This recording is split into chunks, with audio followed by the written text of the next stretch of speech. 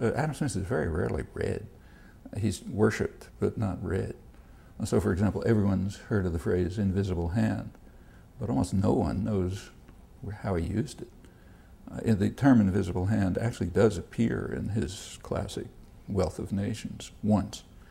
It appears in an argument against what's now called neoliberalism. What's now called neoclassical economics that we're supposed to worship. So we're supposed to worship Adam Smith and neoclassical economics, and they radically differ on the notion invisible hand. Adam Smith was concerned, as David Ricardo later was, that if there was free movement of capital and free import of goods, he was concerned about England. He said England will suffer because British capitalists will invest abroad and they'll import from abroad, and that'll harm the English economy. Ricardo had similar concerns. And Adam Smith then gave an argument. It was not a very good argument, but his argument was that English investors will prefer to invest in England because of what some called a home bias. They'll have a preference for investing close by, and therefore, as if by an invisible hand, England will be saved from the menace of free capital movement and free imports. That's invisible hand.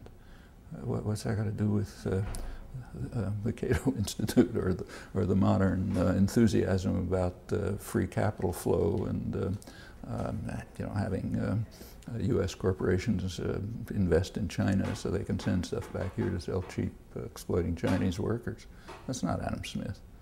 And it goes right across the board. I mean, everyone who went to college learned the first paragraph of Wealth of Nations, in which he talks about how wonderful division of labor is, allows for all kind of efficiency and productivity and so on.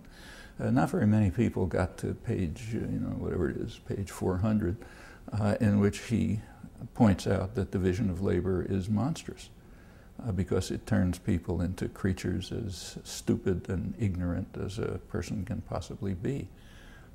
It's a person who just becomes a machine. And that's a terrible attack on fundamental human rights. And therefore, he says, in any civilized society, the government is going to have to intervene to prevent division of labor. How many people get that far? In fact, Smith does give arguments for markets, rather nuanced arguments. Or just take what they call trade. The so-called conservatives are very excited that trade is increasing. So, for example, NAFTA is supposed to be a great triumph of conservatism. It increased trade between Mexico and the United States. Well, it's true that cross-border interactions between Mexico and the United States increased.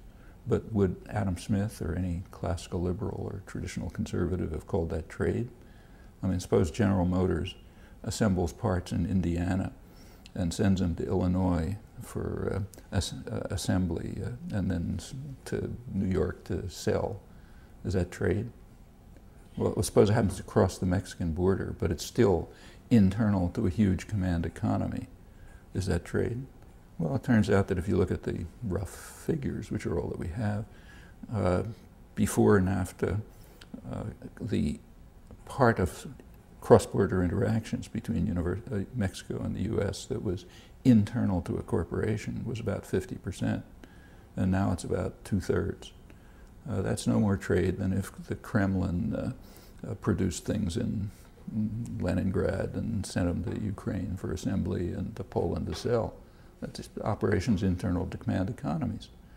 We have just simply, even to talk about trade or free trade or entrepreneurial values or consumer choice or democratic functioning and so on is putting us in a world of illusion and fantasy.